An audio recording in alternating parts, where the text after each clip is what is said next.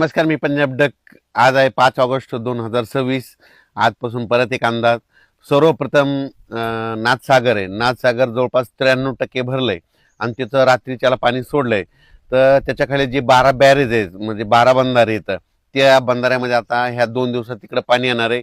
नदीकाठच्या शेतकऱ्यांनी आपण आपल्या मोटर असेल तर काढून घ्या वरी घेऊन ठेवा, कारण की कोणत्याही क्षणी पाणी येऊ शकतं. आपली जनावरे नदीच्या काठी आता चरायला सोडू नका, बांधून देखील नका, कारण की पाणी गोदावरी नदीकडून डायरेक्ट नांदेडकडे पाणी येणार म्हणून हे लक्षात येतं. आज देखील राज्यामध्ये सांगायचं झालं तर पण सोलापूर जिल्ह्यामध्ये पाऊस आज देखील पडणार आहे. म्हणजे आज 5, 6 आणि 7 आणखीन 3 दिवस सोलापूर जिल्ह्यात मंगळवेढा, जत, सांगली, सातारा, त्याच्यानंतर इकडं बारामती, श्रीगोंदा, त्याच्यानंतर इकडं बीड जिल्हा अहिल्यानगर, त्याच्यानंतर पाथर्डी, ह्या पट्ट्यामध्ये कडाष्टी, ह्या पट्ट्यामध्ये आज 3 दिवस आणखीन पाऊस असणार आहे म्हणून हा अंदाज त्या शेतकऱ्यांना लक्षात यायचा. सांगायचं झालं तर सोलापूर जिल्हा, धाराशिव जिल्हा, लातूर जिल्हा, बीड जिल्हा, जालना जिल्हा, संभाजीनगर, परभणी जिल्हा, नांदेड जिल्हा, हिंगोली जिल्हा, अकोला जिल्हा, अमरावती जिल्हा, बुलढाणा, त्याच्यानंतर नागपूर, वर्धा, भंडारा, गोंदिया, चंद्रपूर, यवतमाळ, ह्या पट्ट्यामध्ये मात्र आणखीन 7 ऑगस्टपर्यंत पाऊस चालू राहणार आहे म्हणून हा अंदाज लक्षात यायचा. आणि त्याच्यानंतर विदर्भात शेतकऱ्यासाठी आनंदाची बातमी.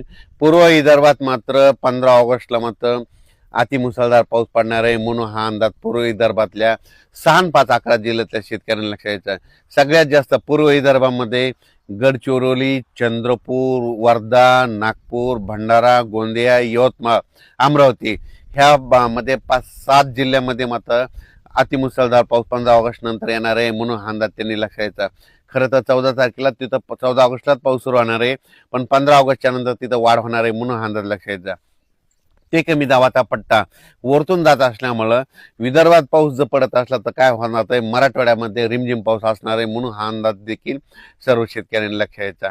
राज्यात सांगायचं झालं तर आज देखील परभणी जिल्ह्यात देखील दुपारपर्यंत ऊन पडेल आणि परभणी जिल्ह्यात देखील दुपारनंतर पाऊस सुरू होणार आहे म्हणून हा अंदाज परभणीकरांनी घ्यायचा. जालना जिल्ह्यात देखील तशीच परिस्थिती राहणार, दुपारनंतर सरी चालू राहतील म्हणून हा अंदाज लक्षात यायचा. त्याच्यानंतर संभाजीनगरकडे देखील सरी चालू राहतील म्हणून हा अंदाज लक्षात यायचा. बीड जिल्ह्यात देखील सरी राहतील म्हणून अंदाज लक्षात यायचा. लातूर जिल्ह्यात देखील सरी चालूच राहतील म्हणून हा अंदाज लक्षात यायचा. नांदेडकडे देखील सरी चालूच राहतील. नांदेड जिल्हा नांदेड, धर्माबाद, बिलोली, तेलंगणा, डोंगळी तहसील त्या परिसरामध्ये थोडा जास्त पाऊस असणार आहे म्हणून त्यांनी अंदाज लक्षात घ्यायचा. त्याच्यानंतर इकडं यवतमाळ जिल्ह्यात देखील सरी चालू राहतील. हिंगोली जिल्ह्यात देखील सरी चालू राहतील. वाशिम जिल्ह्यात देखील सरी चालूच राहतील म्हणून हा अंदाज लक्षात यायचा. आणखीन जवळपास सांगायचं झालं तर 3 दिवस म्हणजे आजचं 5 ऑगस्ट, 6 आणि 7 ऑगस्ट 3 दिवस असाच विखुरलेल्या स्वरूपाचा पाऊस पडणार आहे. सर्वदूर नसणारे अर्ध्या घंटाचा, 10 मिनिटाचा, 5 मिनिटाचा अशा सरी येऊन जातील म्हणून हा अंदाज लक्षात घ्यायचा. म्हणजे रत्नागिरी, रायगड पासून ते पालघर इकडं नाशिक पर्यंत त्या पट्ट्यात मात्र आज पाऊस परत पुन्हा जास्त सक्रिय होणार आहे म्हणून हा अंदाज लक्षात येतात. महाबळेश्वरला पाऊस सुरू होईल, पुण्याकडे देखील रिमझिम पाऊस सुरू होईल.